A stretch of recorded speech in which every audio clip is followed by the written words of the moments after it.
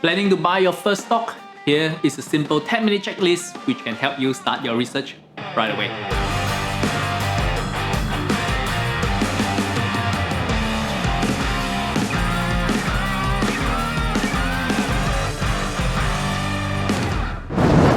Hi guys, Stanley here. Starting your investment journey can be a daunting task. After all, how can we choose from thousands of stocks available in the stock market?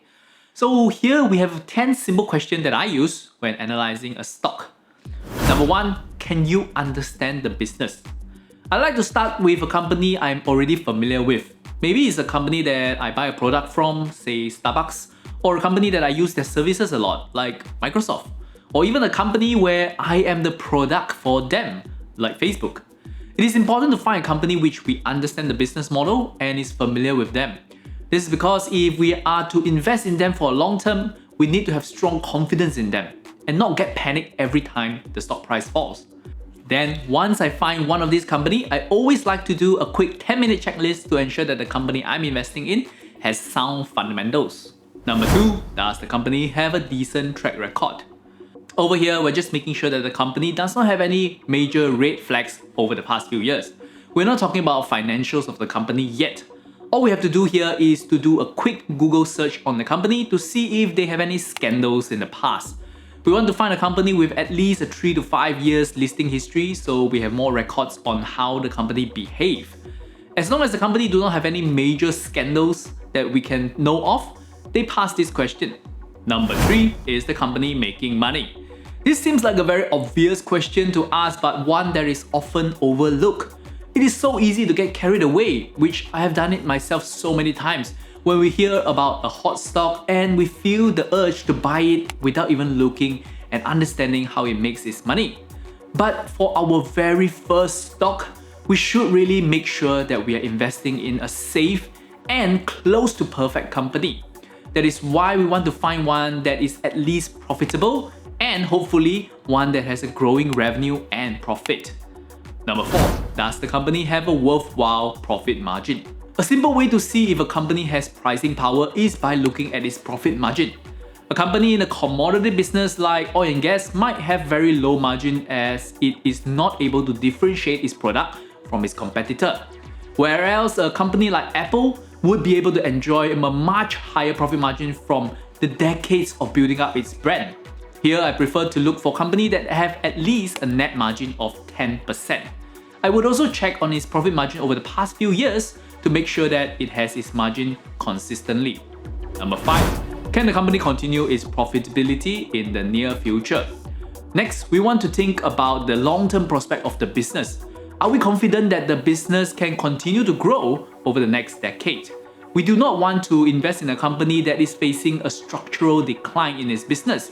Say for example, like a media company that is purely doing newspaper and radio. We want to make sure that the company will continue to thrive while we are still invested in it. Number 6, does the company have a strong balance sheet? This has to do with the safety of the company. A company dies not because it has no business, but rather because it runs out of money. So a growing company can still die if it does not have enough money to fuel that growth. Here, I look for 2 key ratios. I want to find a company with a net debt to equity of less than 1 times. Net debt to equity is simply the total debt of the company minus off its cash balance, and we take that number to divide by its equity or book value. A ratio of less than 1 shows me that the company has more equity than debt on its balance sheet.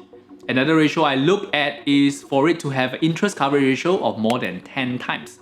Interest coverage is how many times the company's profit can cover its interest costs. So a company with an interest coverage of 10 means that 1 year of its profit can pay for 10 years of its interest costs. We want this ratio to be as high as possible. Both this ratio will indicate to us that the company can support its current debt level. Number 7, is there excessive shareholder dilution? Not all growth are created equal. Any company can grow if it can raise unlimited amount of capital. So even if the company is growing, the shareholders might not be better off because of that growth. That is because of dilution risk.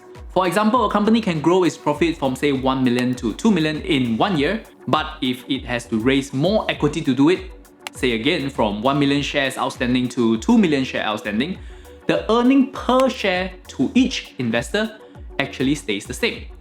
If the company double its earnings, management get a bigger bonus, shareholder might still enjoy zero of that growth because the company just doubled its shareholder base. I want to invest in a company where the dilution risk is as low as possible. Therefore, I will look at its earnings history and compare it with its earning per share history. I want to see that if its earnings per share is growing at least at the same pace with its income. Another way is to look at the outstanding share count over the past few years to see if that has really changed significantly. Remember, as investors, we would be looking at earnings per share and not just the income alone. Number 8, does the company consistently churn out free cash flow? Warren Buffett mentioned in the way that he values a company is by discounting all the expected future cash flow of the company to the present value.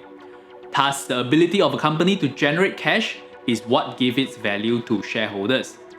Therefore, we want to find a company that generates good consistent cash flow. In this way, it can keep growing its value and also fuel its growth without raising more money from shareholders. Number 9, does the company have a decent return on capital? Another aspect Buffett always mentioned when analyzing a company is looking at its return on equity. We've done a full video on what is return on equity and how to measure it, so remember to check that out if you want to learn more. But when I'm scanning through a company, I want to find a company with a ROE of at least 10%. This shows me that the management has reasonable capital allocation skill and they know how to find good opportunities to grow the business. Number 10, are the major shareholders reputable? Lastly, investing in a stock is becoming a part owner of a business.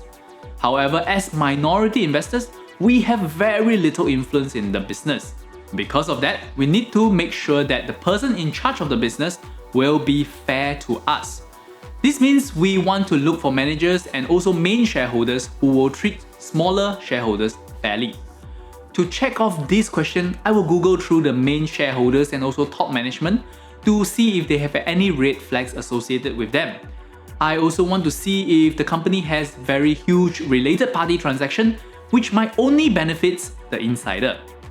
So there you have it, 10 simple questions to ask ourselves before we buy into our first stock. Of course, this is just a guideline that I use myself, and like all guidelines, they are meant to be broken. So as I build up my portfolio, I have not always followed these guidelines religiously. But this is because I have already created a balanced portfolio and it is okay for me to take on more risk compared to a new investor. And if you're thinking of buying your first ever stock, I do hope that you find a stock that can tick off all the 10 questions in this list. This is because we should always start off with the best possible stocks we can find in the market, instead of jumping into whatever stocks that come our way. I hope you find value in this video. If you want to download this list, you can head over to the link where you will be able to download the PDF of the checklist. And if you enjoyed this video, do give us a like and also subscribe to our channel so you'll not miss out on the next video. As always, till we meet again, my name is Stanley. Invest safely.